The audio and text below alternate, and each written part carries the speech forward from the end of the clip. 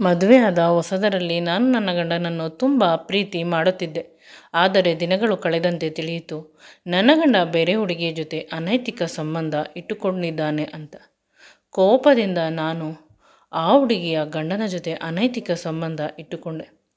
ಪ್ರತಿ ರಾತ್ರಿ ಇಬ್ಬರು ಕಾಮದ ಅಲೆಯಲ್ಲಿ ತೇಲುತ್ತಿದ್ದೆವು.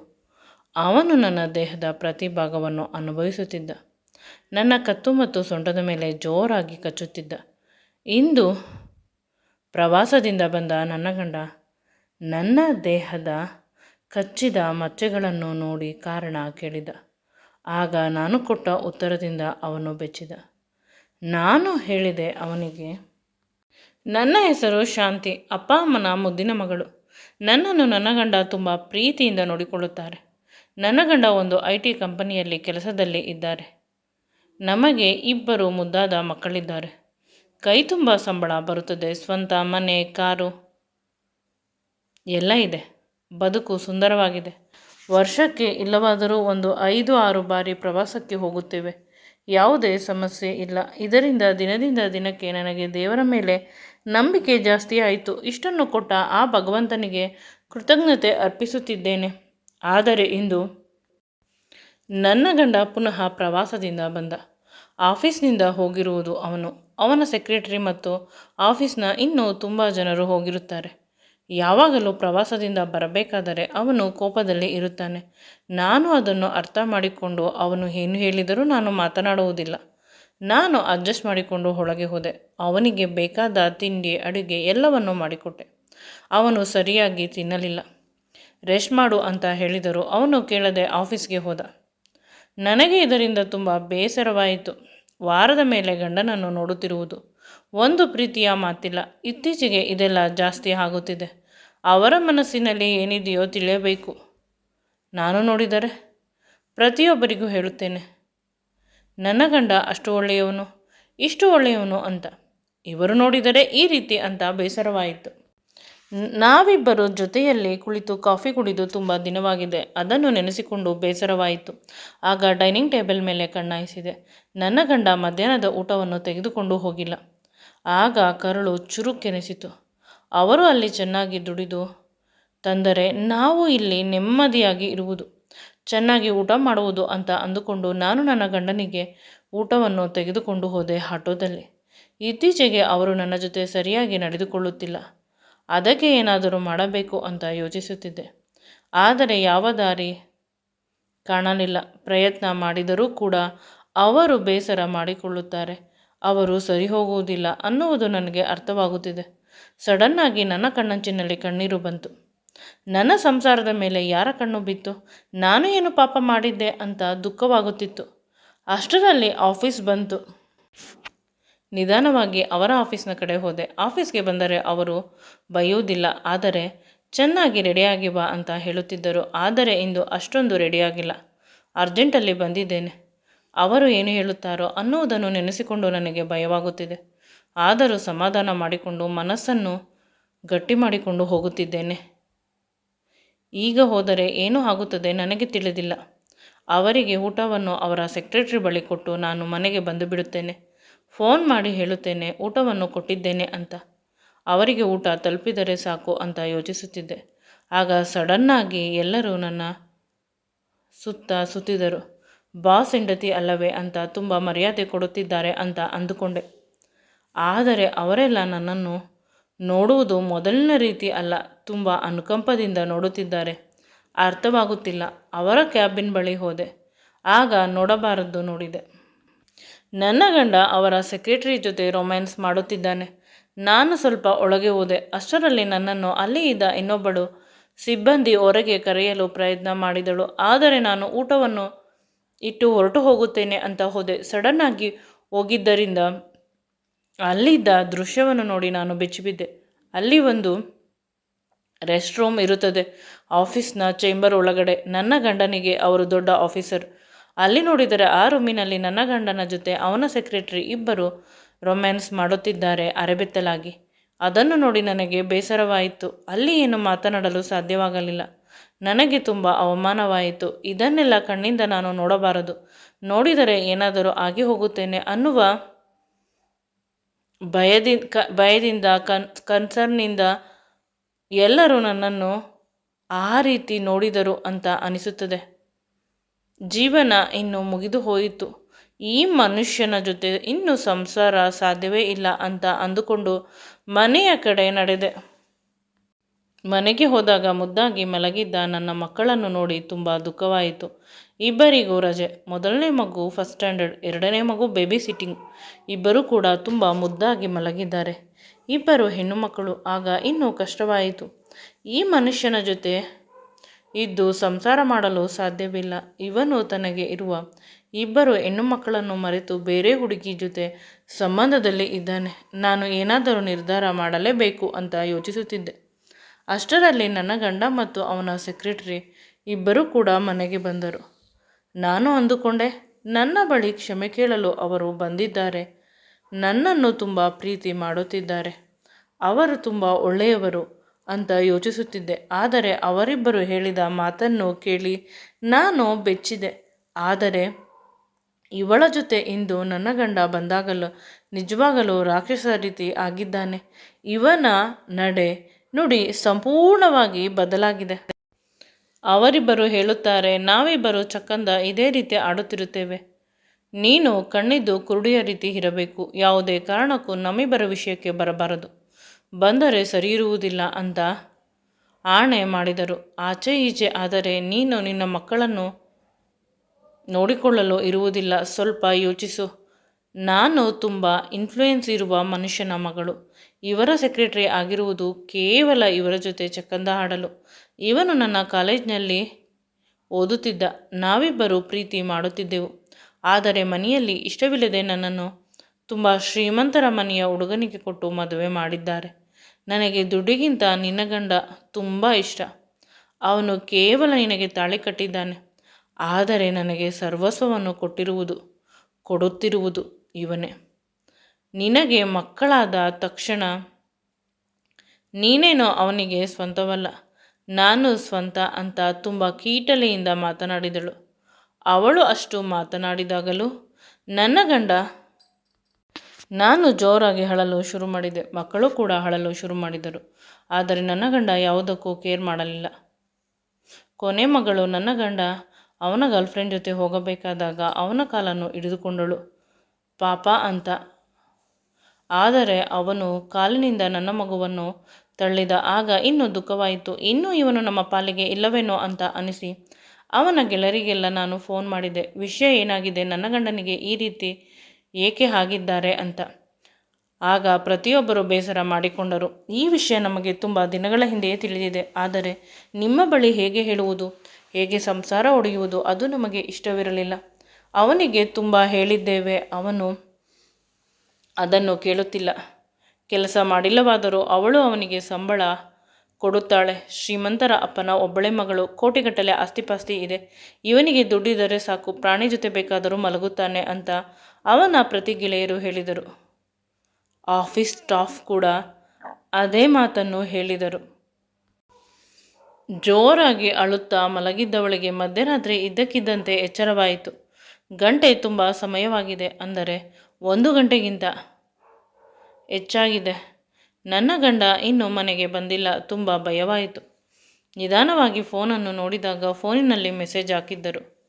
ಇಂದು ನಾಳೆ ಬರುವುದಿಲ್ಲ, ನಾವಿಬ್ಬರು ಹೊರಗಡೆ ಹೋಗುತ್ತಿದ್ದೇವೆ ಅಂತ ಮೆಸೇಜ್ ಮಾಡಿದರು. ನಾನು ಚೆನ್ನಾಗಿ ಓದಿದ್ದೇನೆ, ಯಾವುದಾದರೂ ಒಳ್ಳೆಯ ಕೆಲಸ ಸೇರಿಕೊಂಡು ಬಿಡೋಣ, ಮಕ್ಕಳನ್ನು ಸಾಕಬಹುದು ಅನ್ನುವ ಯೋಚನೆ ಬಂತು. ಮನೆಯಲ್ಲಿ ಅಪ್ಪ ಅಮ್ಮನಿಗೆ ಈ ವಿಷಯ ಹೇಗೆ ಹೇಳುವುದು ಅಂತ ಯೋಚಿಸುತ್ತಿದ್ದೆ. ಆಗ ಸಡನ್ನಾಗಿ ಮನಸ್ಸಿಗೆ ಒಂದು ಹೊಸ ಆಲೋಚನೆ ಬಂತು. ಅದನ್ನು ಮೊದಲು ಪ್ರಯತ್ನ ಮಾಡಿ ನಂತರ ಇವನನ್ನು ಬಿಡುವುದೋ ಅಥವಾ ಜೊತೆಯಲ್ಲಿ ಇರುವುದೋ ಅನ್ನುವ ಯೋಚನೆ ಮಾಡಬೇಕು ಅಂತ ಯೋಚಿಸಿ ಅವಳ ಗಂಡನ ಡೀಟೇಲ್ಸನ್ನು ಕಲೆಕ್ಟ್ ಮಾಡಿದೆ. ಅವಳ ಗಂಡ ಅವಳ ಅಪ್ಪ. ಆದರೆ ಗಂಡನ ಬಗ್ಗೆ ಎಲ್ಲೂ ಸರಿಯಾಗಿ ಮಾಹಿತಿ ಇಲ್ಲ. ನನ್ನ ಗೆಳತಿಯ ಸಹಾಯದಿಂದ ಅವಳ ಗಂಡನ ಬಗ್ಗೆ ಮಾಹಿತಿ ತೆಗೆದುಕೊಂಡೆ. ಮಾಹಿತಿಯನ್ನು ಕಲೆ ಹಾಕಿದಾಗ ವಿಷಯ ತಿಳಿಯಿತು. ಈ ಮನುಷ್ಯ ತುಂಬ ಗೊತ್ತು ಅಂತ ಅನಿಸುತ್ತಿದೆ ಮನಸ್ಸಿಗೆ. ಆದರೆ ಅವನು ಯಾರು ಮೀಟ್ ಮಾಡಬೇಕು ಅಂತ ಅವನ ಆಫೀಸ್ಗೆ ಹೋದಾಗ ಬೆಚ್ಚಿದೆ. ಅವನು ಬೇರೆ ಯಾರೂ ಅಲ್ಲ, ನನ್ನ ಅತ್ತೆ ಮಗ ಪ್ರಸನ್ನ ಅನ್ನುವ ಹೆಸರನ್ನು ಪ್ರಸನ್ನ ರಾಜ್ RK ಅಂತ ಮಾಡಿಕೊಂಡಿದ್ದಾನೆ. ಅವನ ಜೊತೆ ಮೀಟ್ ಆದಾಗ ಅವನು ಸ್ವಲ್ಪ ಎಮೋಷ್ನಲ್ ಆದ. ನಮ್ಮಿಬ್ಬರ ಬಾಲ್ಯದ ದಿನಗಳನ್ನು ನೆನೆದು, ನಂತರ ನೀನು ಸುಮ್ಮನೆ ಬಂದಿರುವುದಿಲ್ಲ, ಏನಾದರೂ ವಿಷಯ ಇರುತ್ತದೆ ಹೇಳು ಅಂದ. ಆದರೆ ಮೊದಲ ಭೇಟಿಯಲ್ಲಿ ಅವನಿಗೆ ಹೇಗೆ ಈ ವಿಷಯ ಹೇಳಲಿ? ಅದು ಆಫೀಸ್ನಲ್ಲಿ ತುಂಬ ಮುಜುಗರ ಆಗುತ್ತಿದೆ. ಏಕೆಂದರೆ ಕೇವಲ ಅವನ ಹೆಂಡತಿಯ ಬಗ್ಗೆ ಅಲ್ಲ, ನನ್ನ ಗಂಡನ ಬಗ್ಗೆ ಹೇಳಬೇಕು. ಇದು ಕಷ್ಟ ಅಂತ ಅನಿಸಿ ತಲೆ ಬಗ್ಗಿಸಿದೆ. ಆಗ ಅವನು ನನ್ನ ಆಫೀಸ್ ಟೈಮಿಗೆ ಬಾ, ನಿನ್ನನ್ನು ಡ್ರಾಪ್ ಮಾಡುತ್ತೇನೆ ನಿನ್ನ ಮನೆಗೆ ಅಂತ ಕರೆದುಕೊಂಡು ಹೋದ. ದಾರಿ ಉದ್ದಕ್ಕೂ ಇಬ್ಬರು ಮೌನವಾಗಿ ಇದ್ದೆವು. ಅವನು ನನ್ನನ್ನು ನನ್ನ ಮನೆಗೆ ಕರೆದುಕೊಂಡು ಹೋಗುವ ಬದಲು ಅವನ ಮನೆಗೆ ಕರೆದುಕೊಂಡು ಹೋಗಿದ್ದಾನೆ. ಅವರ ಮನೆಗೆ ಹೋದಾಗ ನನಗೆ ಭಯವಾಯಿತು. ಅವರ ಮನೆ ದೊಡ್ಡ ಬಂಗಲೆ. ನಾನು ಕನಸಿನಲ್ಲೂ ಕೂಡ ಯೋಚನೆ ಮಾಡುವುದಿಲ್ಲ. ನಮ್ಮ ಸಂಪೂರ್ಣ ಮನೆ ಇವನ ಒಂದು ಬೆಡ್ರೂಮ್ಗೆ ಸಮ ಅಂತ ಅನಿಸುತ್ತದೆ. ಅವನಿಗೆ ನನ್ನ ಭಾವನೆ ಅರ್ಥವಾಗಿ ನನ್ನ ಕೈಯನ್ನು ಹಿಡಿದುಕೊಂಡು ಮನೆಯೊಳಗೆ ಕರೆದುಕೊಂಡು ಹೋದ. ಮನೆಯ ಪ್ರತಿಯೊಂದು ಭಾಗವನ್ನು ತೋರಿಸುತ್ತಿದ್ದ. ಆಗ ನಾನು ಕೇಳಿದೆ, ಇದನ್ನೆಲ್ಲ ಹೇಗೆ ಸಂಪಾದನೆ ಮಾಡಿದೆ ಅಂತ. ಹೇಗೆ ಅಂದರೆ, ಕಷ್ಟಪಟ್ಟು ಓದಿ ಕೆಲಸಕ್ಕೆ ಸೇರಿದೆ. ನಂತರ ನನ್ನ ಕೆಲಸವನ್ನು ನೋಡಿ ಬಹಳ ಬೇಗ ಬೇಗ ಪ್ರಮೋಷನ್ ಕೊಟ್ಟರು. ಆ ರೀತಿ ನಾನು ತುಂಬ ಕೆಲಸ ಮಾಡುವುದು ಫಾರಿನ್ ಕಂಪನಿಯಲ್ಲೇ. 15 ದಿನ ವಿದೇಶದಲ್ಲಿ ಇದ್ದರೆ ಇನ್ನೂ 15 ದಿನ ಇಂಡಿಯಾದಲ್ಲಿ ಇರುತ್ತೇನೆ. ಮದುವೆ ಅಂತ ಸ್ವಲ್ಪ ನಿಧಾನವಾಗಿ ಕೇಳಿದೆ. ಮದುವೆ ಆಗಿದ್ದೇನೆ, ನನ್ನ ಹೆಂಡತಿ ಕೂಡ ತುಂಬ ಬ್ಯುಸಿ ಇರುತ್ತಾಳೆ ಅಂತ ಮುಖದಲ್ಲಿ ಯಾವುದೇ ಭಾವನೆಯನ್ನು ತೋರಿಸದೆ ಹೇಳಿದೆ. ಆಗ ನಾನು ಹೇಳಿದೆ, ನಿನ್ನ ಹೆಂಡತಿಯ ಫೋಟೋವನ್ನು ತೋರಿಸು ಅಂತ. ಅವನು ಅಲ್ಲೇ ಗೋಡೆಯ ಮೇಲೆ ಇದ್ದ ಅವಳ ಫೋಟೋವನ್ನು ತೋರಿಸಿದ. ಹೌದು, ಅವಳು ನನ್ನ ಗಂಡನ ಸೆಕ್ರೆಟರಿ. ಅವಳ ಜೊತೆ ನಾನು ಮಾತನಾಡಿದ್ದು ಅಂತ ಕನ್ಫರ್ಮ್ ಆಯಿತು. ನಾನು ಅಳಲು ಶುರು ಮಾಡಿದೆ. ನಂತರ ನನ್ನ ಗಂಡನ ಫೋಟೋವನ್ನು ತೋರಿಸಿ ಇವರಿಬ್ಬರ ಚಕ್ಕಂದದ ವಿಷಯದ ಬಗ್ಗೆ ಹೇಳಿದೆ. ಆದರೆ ಪ್ರಸನ್ನ ಯಾವುದೇ ರೀತಿಯ ಬೇಸರವಿಲ್ಲದೆ, ಅವಳಿಗೆ ಬೇರೆಯವರ ಜೊತೆ ಸಂಬಂಧ ಇದೆ ಅನ್ನೋದು ಗೊತ್ತು. ನಾನು ಕೇವಲ ಅವರ ಅಪ್ಪ ಮದುವೆ ಮಾಡಿಸಿದ ಹುಡುಗ. ಅವರ ಅಪ್ಪನಿಗೆ ನನ್ನ ಜೊತೆ ಅವಳ ಮದುವೆ ಆಗಬೇಕಿತ್ತು ಅಷ್ಟೆ. ನಾನು ಅವಳನ್ನು ಚೆನ್ನಾಗಿ ನೋಡಿಕೊಳ್ಳುತ್ತೇನೆ ಅಂತ. ಆದರೆ ಅವಳು ಎಂದೂ ಕೂಡ ನನ್ನನ್ನು ಗಂಡ ಅಂತ ಸ್ವೀಕರಿಸಲಿಲ್ಲ. ನಾನು ನನ್ನ ಕೆಲಸದಲ್ಲಿ ಬ್ಯುಸಿ ಇರುತ್ತೇನೆ, ಅವಳು ಏನು ಮಾಡುತ್ತಾಳೆ ಅಂತ ತಿಳಿದಿಲ್ಲ. ಈ ಮದುವೆ ಮತ್ತು ಆ ಹುಡುಗಿಯ ವಿಷಯದ ಬಗ್ಗೆ ತುಂಬ ಕ್ಲಿಯರಾಗಿ ಎಲ್ಲ ತಿಳಿದು ನಾನು ತುಂಬ ಅಳಲು ಶುರು ಮಾಡಿದೆ. ನನ್ನ ಮತ್ತು ನಿನ್ನ ಜೀವನ ಈ ರೀತಿ ಆಗಿ ಹೋಗಿದೆ. ಅತ್ತೆ ನೋಡಿದರೆ ಬಹಳ ಬೇಗ ಸತ್ತು ಹೋದರು. ನಿನ್ನನ್ನು ಇವಳ ಬದುಕಿನಲ್ಲಿ ಬಿಟ್ಟು ನಾನು ಗೊತ್ತಿಲ್ಲದೆ ಮದುವೆ ಆದೆ ಅಂತ ಬಿಕ್ಕಿಸಿ ಬಿಕ್ಕಿಸಿ ಅಳುತ್ತಿದ್ದೇನೆ. ಅವನು ನನ್ನನ್ನು ಸಮಾಧಾನ ಮಾಡಲು ಗಟ್ಟಿಯಾಗಿ ತಬ್ಬಿಕೊಂಡ. ನನ್ನ ತಲೆ ಕೂದಲನ್ನು ಸವರುತ್ತಿದ್ದಾನೆ. ನಾನು ಕೂಡ ಅವನ ಅಪ್ಪಿಗೆಯಲ್ಲಿ ತುಂಬ ಬೆಚ್ಚಗೆ, ಅಂದರೆ ಕಂಫರ್ಟ್ ಆಗಿ ಫೀಲ್ ಆಗುತ್ತಿದ್ದೇನೆ. ದುಡ್ಡು, ಕಾಸು, ಹಣ, ಆಸ್ತಿ, ಐಶ್ವರ್ಯ, ಬಡತನ, ಸಿರಿತನ ಎಲ್ಲಕ್ಕಿಂತ ದೊಡ್ಡದು ಅಪ್ಪನ ಮೋಹ, ಅಮ್ಮನ ಪ್ರೇಮ. ಬದುಕಿನಲ್ಲಿ ಎರಡೂ ಇರಬೇಕು, ಆದರೆ ತಕ್ಕಮಟ್ಟಿಗೆ ಇರಬೇಕು ಅಂತ ಈ ರೀತಿ ಈಗ ಅನಿಸುತ್ತಿದೆ.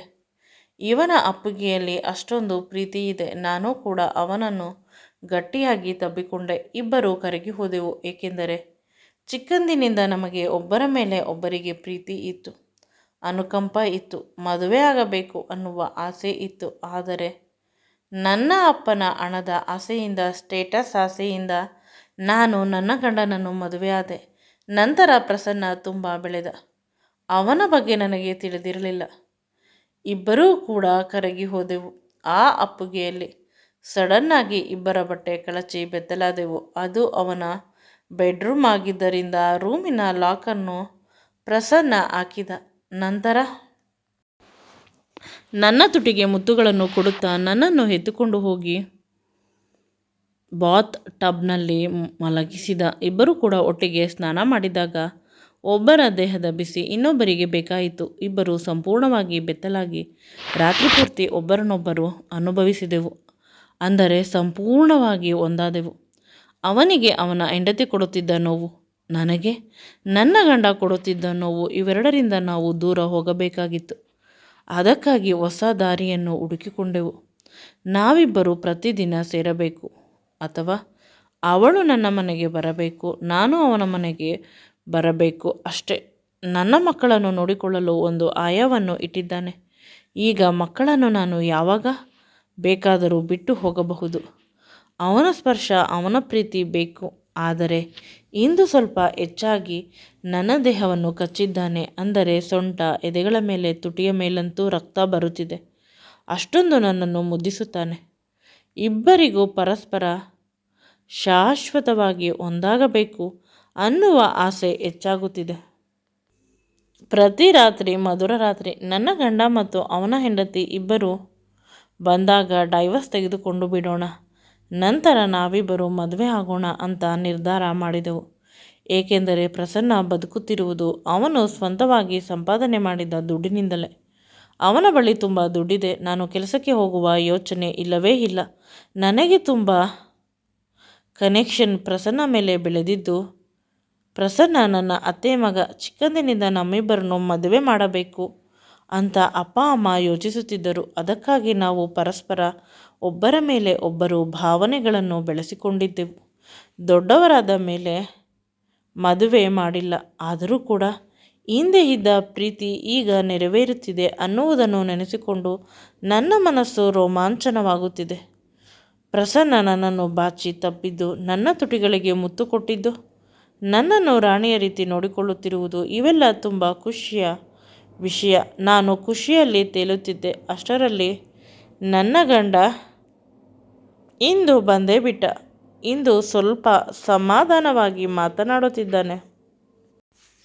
ನಾನು ಅವನ ಮಾತನ್ನು ಕೇಳುತ್ತಿರಲಿಲ್ಲ, ಇಗ್ನೋರ್ ಮಾಡುತ್ತಿದ್ದೆ. ಅವನು ಕೋಪದಿಂದ ನನ್ನನ್ನು ತಳ್ಳಿದ.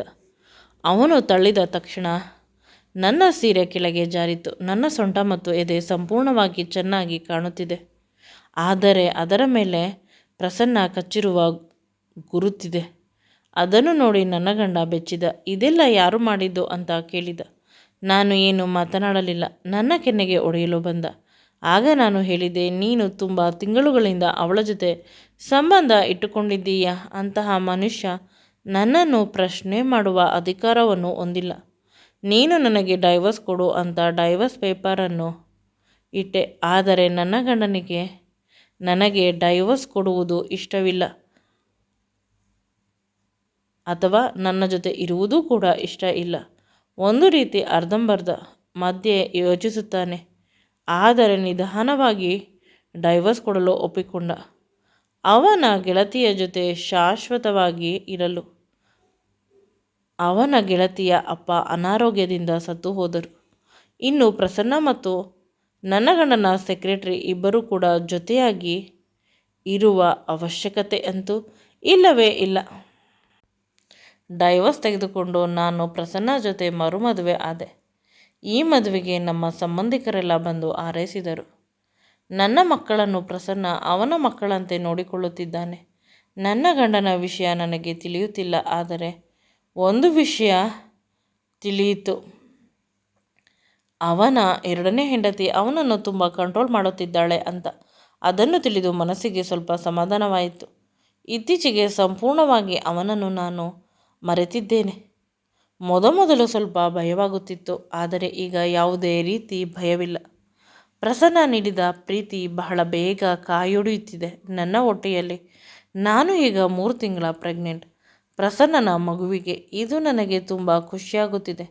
ನನಗೆ ಸಂಪೂರ್ಣವಾಗಿ ಬದುಕು ಕೊಟ್ಟ, ನನ್ನ ಕಷ್ಟದಲ್ಲಿ ನನ್ನನ್ನು ಕಾಪಾಡಿದ, ನನಗೆ ಪುನರ್ಜನ್ಮ ಕೊಟ್ಟಿರುವ ದೇವರು ನನ್ನ ಪ್ರಸನ್ನ.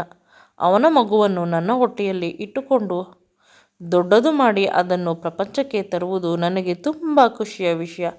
ಏಕೆಂದರೆ ಪ್ರಸನ್ನ ನನಗೆ ಕೇವಲ ಗಂಡ ಅಲ್ಲ, ಅವನು ನನ್ನ ಸರ್ವಸ್ವ. ಅವನಿಗಾಗಿ ಈ ಬದುಕು, ಈ ಸುಂದರವಾದ ಬದುಕು ಮುಂದೆ. ಆತ್ಮೀಯ ವೀಕ್ಷಕರೇ, ಈ ವಿಡಿಯೋ ನಿಮಗೆ ತುಂಬ ಇಷ್ಟವಾಗಿದ್ದಲ್ಲಿ ದಯವಿಟ್ಟು ನನ್ನ ಚಾನಲನ್ನು ಲೈಕ್ ಮಾಡಿ, ಶೇರ್ ಮಾಡಿ ಮತ್ತು ಸಬ್ಸ್ಕ್ರೈಬ್ ಮಾಡಿ. Thanks for watching and keep supporting me always.